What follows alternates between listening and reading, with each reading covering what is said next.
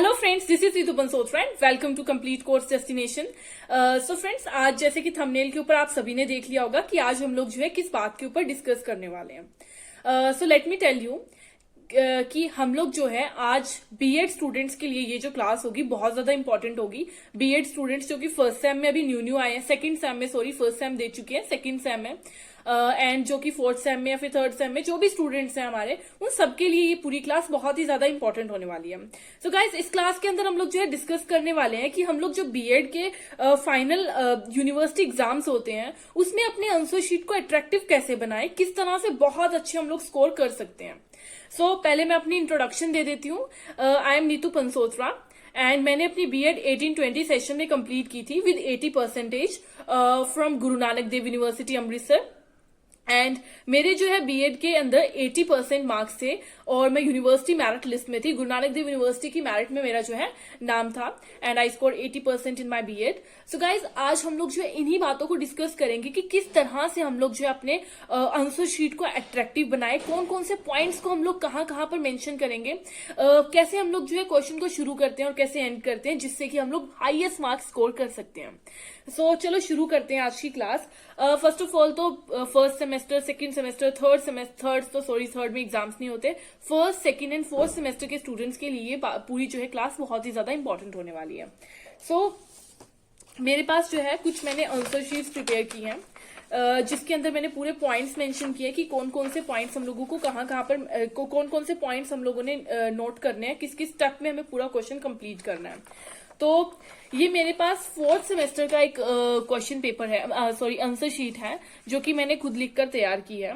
तो मैं यहाँ पर आपको टिप्स बताने वाली हूँ कि किस तरह से हम लोग क्वेश्चन अपनी आंसर शीट लिखेंगे। ठीक है, फर्स्ट ऑफ ऑल तो हमारे जो है दो तरह के एग्जाम्स, दो तरह के जो है बुक्स होती हैं। एक होती है जिसका एग्जाम होगा हमारा 1.5 आवर का और एक होती है जिसका एग्जाम हमारा होने वाला होता है 3 आवर्स का। ठीक है, तो 3 आवर्स के और हमें टाइमिंग जो है दोनों जो क्वेश्चन है दोनों में सेम करने होते हैं, 5 क्वेश्चन करने होते हैं। अब यहाँ पर आता है because Guru Nanak Dev university के अंदर जो है हमें अच्छे अपनी शीट्स को फिल करना होता है। जैसे अगर 1.5 जो है आवर का अगर हमारा एग्जाम है तो उसमें हमें एटलीस्ट 4.5 पेज फिल करना होता है। और अगर हम लोग बात करें 3 आवर्स का जो एग्जाम है उसके अंदर हमें जो है 7 शीट्स फिल करनी होती है एक क्वेश्चन पेपर के अंदर, एक क्वेश्चन के अंदर। एंड टोटल क्वेश्चंस कितने होते हैं, तो टोटल क्वेश्चंस हमारे होते हैं 5 इन ईच बुक। दोनों बुक्स के 5-5 क्वेश्चन आएंगे, मतलब हमें अटेम्प्ट करने होंगे। और उसमें से हमें जो है सबसे पहले तो हमारे पास 5 सेक्शंस आएंगे। 5 सेक्शंस के बीच में हमारे 4 सेक्शंस आएंगे। 4 सेक्शंस के अंदर हमें 2 क्वेश्चंस दिए होंगे। अब हमें क्या करना है, इन 4 के 4 सेक्शंस में से एक क्वेश्चन तो अटेम्प्ट करना ही है, ये तो मस्ट है। और किसी भी एक सेक्शन के हमें 2 क्वेश्चंस को अटेम्प्ट करना है। ओके, ये हमारे दोनों टाइप की बुक्स के लिए हैं, चाहे वो 1.5 आवर की एग्जाम हो चाहे 3 आवर्स का एग्जाम हो। दोनों के लिए हमारा क्या है कि हमें 5-5 क्वेश्चंस अटेम्प्ट करने होते हैं अगर हम लोग ऑफलाइन एग्जाम्स की बात करें। ऑनलाइन एग्जाम्स तो नहीं, बट ऑफलाइन एग्जाम्स में हमें 5-5 क्वेश्चंस अटेम्प्ट करने होते हैं। एंड टाइम हमारे पास 1.5 एंड 3 आवर्स है। अब देखो, जो 1.5 आवर का पेपर है हमारा, उसमें हमें क्या करना है, 4.5 शीट्स, ये हमें मिनिमम और मैक्सिमम दोनों कह सकते हैं, हमें फिल करनी है। अगर हम लोग 4.5 शीट्स नहीं फिल कर पा रहे तो मिनिमम हमें 4 तो कंप्लीट करनी ही है। ओके, और अगर हम बात करें 3 आवर्स वाले एग्जाम की, तो 3 आवर्स वाले में हमें क्या करना है, 7 शीट्स फिल करनी है एक क्वेश्चन की। अब यहां पर हमें टाइम मैनेजमेंट की प्रॉब्लम आ जाती है, टाइम कैसे मैनेज करें। फर्स्ट ऑफ ऑल देखो, जब भी हम बीएड के एग्जाम्स देने जा रहे हैं, फर्स्ट ऑफ ऑल ये तो बिल्कुल मत सोचिए कि बिना पढ़े एग्जाम्स हो जाएंगे, because it is very difficult. क्योंकि हमारे पास टाइम की कमी होती है और वहां पर सोचने का बिल्कुल टाइम नहीं होता। We just have to, just हमारे माइंड के अंदर फिल होना चाहिए और वहां पर हमें सिर्फ सोचना ना पड़े, बस लिखना पड़े, ऐसा होना चाहिए। तो पहले से हम लोगों को घर में क्या करना पड़ेगा, अपनी टाइमिंग फिक्स करनी पड़ेगी। ठीक है, तो जैसे अगर हम लोग 1.5 आवर वाले पेपर को देने जा रहे हैं तो वहां पर क्या है, हमारे पास टोटल कितने मिनट्स है, 90 मिनट्स है। 90 मिनट्स है तो उसे हम लोग इस तरह से तोड़ेंगे कि हमें 5 क्वेश्चंस के अंदर जो है 18 मिनट्स दें हम लोग। अगर 18 मिनट्स हर क्वेश्चन के अंदर हम लोग दे रहे हैं, तब जाकर हमारे जो है 5 के 5 क्वेश्चंस 90 मिनट्स के अंदर कंप्लीट हो जाते हैं। तो उसके अंदर हमें क्या करना है, पहले घर से अपना टाइम फिक्स करके जाना है कि इतने मिनट्स में हमें ये काम करना है। सॉरी, ठीक है। तो 90 minutes 5 questions, 18 minutes in each question. अब इसको हम लोग करेंगे कैसे, जैसे हम लोग, मेरे पास अभी एक पेपर है फोर्थ सेमेस्टर का फाउंडेशन ऑफ करिकुलम डेवलपमेंट, ठीक है। तो यहाँ पर हमें क्या करना है, मैंने इसको किस तरह से अटेम्प्ट किया मैं आपको बताऊंगी। सबसे पहले जैसे हमें क्वेश्चन आया, in list different components of curriculum, highlight curriculum evaluation as a component of curriculum, ये क्वेश्चन हमारे पास आया।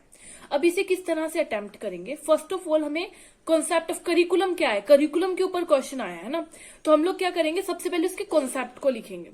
कॉन्सेप्ट को लिखना है हमने, और कंसेप्ट को इतना लंबा नहीं खींचना कि हमारा पूरे 1-2 पेज उसी के ऊपर जा रहे हैं, पूरी हिस्ट्री लिखने नहीं बैठना। बिकॉज देखो, जितने आपके पॉइंट्स ज्यादा होंगे ना, जितने स्टेप्स ज्यादा होंगे, उतने ज्यादा मार्क्स मिलेंगे।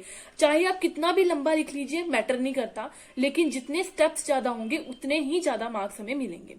फर्स्ट जैसे कॉन्सेप्ट ऑफ करिकुलम, तो हमें मैक्सिमम क्या करना है, 5 लाइन्स और मिनिमम 3 और 4 लाइन्स, 3 और 4 या फिर 5 लाइन्स, इसके अंदर हमें ये कंप्लीट करना है कॉन्सेप्ट ऑफ करिकुलम। हम इसमें क्या करेंगे, सबसे मेन पॉइंट जो होगा ना उसको लिख देंगे। मेन पॉइंट ज्यादा से ज्यादा कितना पेज कवर करो, जैसे हमारा ये पूरा पेज है, तो इसमें कितना कवर करेंगे हम लोग, ये तो हमारे ऑनलाइन एग्जाम्स की शीट है, लेकिन अगर हमें इसे कंप्लीट करना है तो मैक्सिमम जो है हमें इतना कंप्लीट करना है। अगर हमें ऑफलाइन मोड के एग्जाम्स की बात करते हैं तो मैक्सिमम इतनी ही काम करना है, हमें इतना सा लिखना होगा क्या, हमें कॉन्सेप्ट ऑफ करिकुलम के बारे में हम लोगों ने लिख देना है। उसके बाद हमारी आ जाती है डेफिनेशंस, ठीक है। डेरिवेशन, जैसे करिकुलम की डेरिवेशन लिखनी है तो उसमें थोड़ी सी हमें फ्लो चार्ट बना दो। अब फ्लो चार्ट की एक और बात बता दूं कि हमें फ्लो चार्ट यूज करने हैं, फ्लो चार्ट यूज तो करने हैं, लेकिन किस तरह से यूज करने हैं, जरूरी नहीं है कि हम बड़े बड़े फ्लो चार्ट्स बना रहे हैं, पूरे पूरे पेज भर रहे हैं। देखो, हम लोग बीएड के स्टूडेंट्स हैं, फ्यूचर टीचर्स हैं। फ्यूचर टीचर्स मतलब टीचर क्या होता है, टीचर के पास बहुत सारी नॉलेज होती है। जस्ट लाइक दैट हमें ऐसा शो करना है अपने पेपर के अंदर कि हमारे पास बहुत सारी नॉलेज है, हमारे पास बहुत नॉलेज है, हम अपने पेज को बिल्कुल भी वेस्ट नहीं करेंगे, ये शो करना है, जिससे कि हमारा मार्क्स अच्छे आएंगे, ठीक है। एग्जामिनर को इस तरह से लगना चाहिए कि हमें बहुत कुछ आता है, हमारे पास पेज में जगह कम पड़ रही है। तो हमें क्या करना है, फ्लो चार्ट बनाने हैं, एकदम इतना छोटे छोटे फ्लो चार्ट। जैसे मैंने यहाँ पर एक फ्लो चार्ट बनाया, तो एकदम छोटा सा फ्लो चार्ट बनाया है, जिससे कि हमें हमारी ज्यादा जो है स्पेस कवर नहीं कर रहा है। छोटा सा फ्लो चार्ट बनाओ, साइड में उसके बारे में कुछ लिख दो। सो इस तरह से फ्लो चार्ट बनाने, ना कि हमें आधा आधा पेज फ्लो चार्ट में जो है यूज कर लेना है। तो अपने पेपर को कॉम्प्लेक्स बनाना है, हमें अपनी शीट को कॉम्प्लेक्स बनाना है। राइटिंग हमें एकदम साफ सुथरी नहीं करनी, बिल्कुल साफ सुथरी इन द सेंस साफ होनी चाहिए, दिखना चाहिए कि क्या लिखा है, बट इतना वो नहीं होना चाहिए कि बच्चों की तरह दूर दूर लिख रहे हैं, ठीक है। ये क्या होता है, ये एक अच्छे आंसर शीट की निशानी नहीं होती, जिसमें हम लोग एकदम दूर दूर पूरा लिख रहे हैं। ऐसा लिखिए कि दिखने में कॉम्प्लेक्सिटी हो और फ्लो चार्ट्स थोड़े छोटे हों, ठीक है। उसके बाद हम लोग डेफिनेशंस लिखेंगे। Definition is very important, definitions लिखनी है, लेकिन डेफिनेशंस ये नहीं कि 10-10 डेफिनेशन, 5-5 डेफिनेशंस लिख रहे हैं। ओनली 2 या 2 से 3 डेफिनेशन ये इनफ होती है। एक क्वेश्चन पेपर के, एक आंसर शीट के अंदर, एक क्वेश्चन के अंदर 2 से 3 डेफिनेशंस इनफ है। देन हम लोग जो है, जैसे मैंने यहाँ पर 2 हमारी डेफिनेशंस लिख दी, अकॉर्डिंग टू मुनर लिख दी एंड अकॉर्डिंग टू कनिंगहैम लिख दी। 2 डेफिनेशंस लिखने के बाद बेसिक सोर्स ऑफ करिकुलम लिखे। तो उसमें मैंने बेसिक सोर्स, बिकॉज ये ज्यादा इंपॉर्टेंट पॉइंट नहीं था, तो मैंने इसमें क्या किया, 3 पॉइंट्स करके मेंशन कर दिया, ठीक है। 3 पॉइंट्स मेंशन कर दिए। अब देखो, आई डोंट नो कि कितना वर्क करता है, लेकिन मैंने हमेशा अपने एग्जाम्स में ये जो है इस चीज को अप्लाई किया और मुझे इसका बेनिफिट मिला है। जब हम लोगों को पॉइंट्स लिखने हैं ना, तो पॉइंट्स में मैं क्या करती थी, सबसे पहले जैसे ऑब्जेक्टिव्स ऑफ करिकुलम है और उसको बाद में डिफाइन भी करना है, तो मैंने क्या किया, पहले उसको डिफाइन वगैरह नहीं किया। जैसे मैंने 16 पॉइंट्स है मेरे पास, ठीक है, 16 पॉइंट्स हैं, 16 के 16 पॉइंट्स पहले मैंने एक शीट पे मेंशन कर देना, जस्ट लाइक दैट। यहां पर मैंने क्या किया, 16 के 16 पॉइंट्स मेंशन कर दिए, ठीक है, 16 पॉइंट्स मेंशन कर दिए हैं।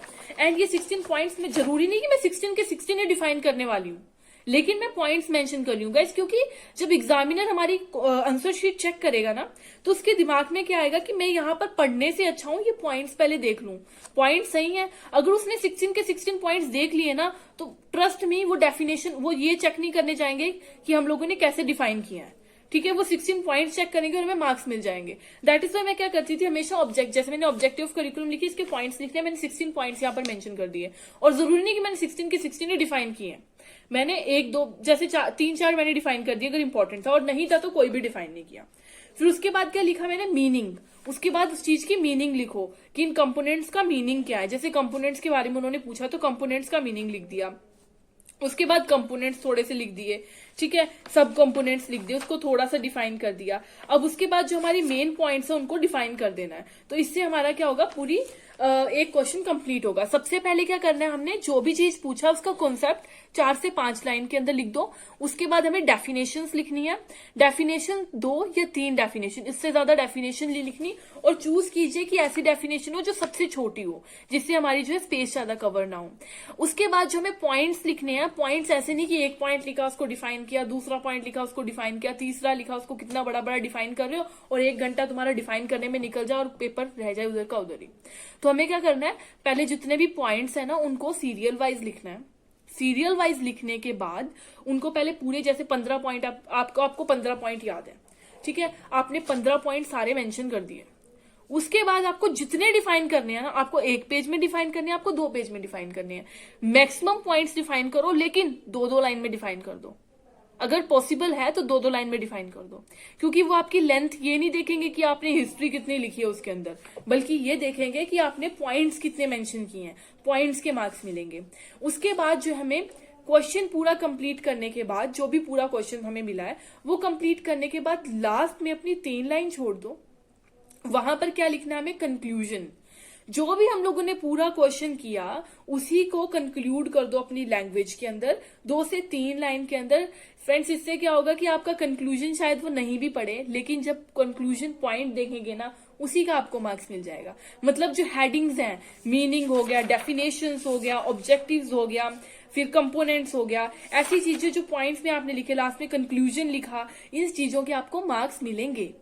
ठीक है, तो ये हमारा जो है जैसे क्वेश्चन पेपर करने का तरीका होता है। बाकी मैं आपको ये क्वेश्चन भी दिखाती हूँ कि मैंने किस तरह से अटेम्प्ट किया। और देखो, राइटिंग सुंदर होनी चाहिए, आपकी कॉम्प्लेक्स होनी चाहिए। ये बच्चों जैसी नहीं कि एक शब्द यहाँ लिख रहे हो, थोड़ी सी स्पेस छोड़ रहे हो, फिर बी लिख रहे हो, फिर थोड़ी सी स्पेस छोड़ रहे हो, फिर सी लिख रहे हो। तो इस तरह से नहीं लिखना है। टीचर हो, टीचर की तरह राइटिंग करो, ठीक है। तो ये हमारा जो है क्वेश्चन होता है, क्वेश्चन पेपर आंसर लिखने का तरीका होता है बीएड के अंदर। तो अपनी क्वेश्चन पेपर को जितना कॉम्प्लेक्स हो सकता है उतना कॉम्प्लेक्स बनाओ कि एग्जामिनर को लगे कि इस कैंडिडेट में, इस बच्चे में सच में कोई नॉलेज है जो कि मुझे बताना चाहता है, पर उसके पास स्पेस इनफ नहीं हो रही। मतलब इतनी ज्यादा स्पेस कवर कर ली है, अब इसके पास और जगह ही नहीं है कि कहाँ से मुझे बताए, ठीक है। ना कि आपका क्वेश्चन पेपर एकदम साफ सुथरा प्लेन हो, जिसमें प्रॉपर हर चीज आपको एकदम सिस्टमेटिकली लिखी है, ऐसा नहीं होना चाहिए, ठीक है। क्योंकि एक टीचर जो है उसके पास बहुत नॉलेज होती है। आप भी फ्यूचर टीचर्स हैं और आपके अंदर भी नॉलेज है, आपको यही शो करना है। तो गाइस, जैसे मैंने ये क्वेश्चन पेपर मैंने ये लिखा हुआ है, मैं आपको बता देती हूँ अभी। जैसे कि हमारा ये फर्स्ट क्वेश्चन है, enlist different components of curriculum, highlights curriculum evaluation as a component of curriculum. तो मैंने यहाँ पर क्या किया, सबसे पहले कॉन्सेप्ट ऑफ करिकुलम, उस चीज को डिफाइन किया है कि कॉन्सेप्ट ऑफ करिकुलम क्या होता है। देन उसके बाद मैंने जो है derivation of the term curriculum, derivation उसकी बताई, उसमें एक छोटा सा फ्लो चार्ट बनाया। देन आई हमारी डेफिनेशंस ऑफ करिकुलम। तो डेफिनेशंस में मैंने देखिए पहले एक डेफिनेशन लिखी है, मैंने सिर्फ और सिर्फ 2 डेफिनेशंस इसके अंदर जो है लिखी हैं। देन आ जाता है basic source of curriculum. Basic source मैंने पॉइंट्स में लिखा, ये पॉइंट्स की मैं बात कर रही थी, ऑब्जेक्टिव्स ऑफ करिकुलम। इस तरह से मैंने सारे ही पॉइंट्स यहाँ पर मेंशन कर दिए जितने मुझे याद थे। अब यहाँ पर जितने आपको एक्सप्लेन करने की जरूरत हो उतनी आप एक्सप्लेन कर सकते हैं। आप किसी भी चीज के पॉइंट्स लिख रहे हैं तो इस तरह से साइड पर मेंशन कर दीजिए, ठीक है। और अगले पेज पर आप डिफाइन कर सकते हैं, ओके। यहाँ पर जैसे फिर उसके बाद मीनिंग ऑफ कंपोनेंट्स लिखा है मैंने, मीनिंग को थोड़ा सा लिख दिया। उसके बाद कंपोनेंट्स का एक छोटा सा फ्लो चार्ट। देखिए इससे ज्यादा फ्लो चार्ट आपका नहीं होना चाहिए, ये मस्ट है कि इससे ज्यादा फ्लो चार्ट बड़ा होगा तो ऐसा लगेगा कि आप जगह कंप्लीट करने चाहते हो, आप पेज भरना चाहते हो। देन आ जाता हमारा नॉलेज। देन सब कंपोनेंट्स मैंने लिखे,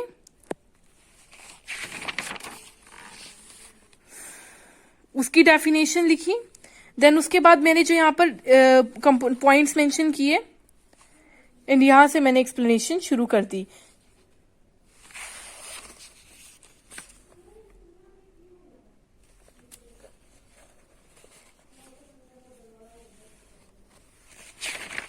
ओके, तो यहाँ पर हमारा जो है फर्स्ट क्वेश्चन कंप्लीट हो जाता है। जैसे मैंने एक और क्वेश्चन किया है, analyse the curriculum construction with special reference to the Tagore philosophy of education. ठीक है, जैसे मीनिंग लिखा, डेफिनेशंस लिखी, ठीक है, 2 डेफिनेशन से ज्यादा नहीं लिखी मैंने इस क्वेश्चन के अंदर भी, करेक्टरिस्टिक्स लिखे, पॉइंट्स, और उसके बाद उन पॉइंट्स को थोड़ा सा मैंने एक्सप्लेन यहाँ पर नहीं किया है। फिर टैगोर फिलोसफी ऑफ एजुकेशन लिखी, उसके पॉइंट्स लिखे हैं। इनके पॉइंट्स को थोड़ा थोड़ा, इससे ज्यादा पॉइंट्स को डिफाइन नहीं करेंगे आप।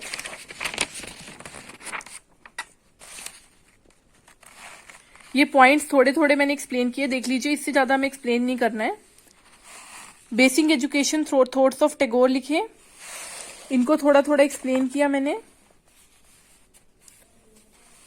Then core curriculum with respect to Tagore philosophy, point में मेंशन किया।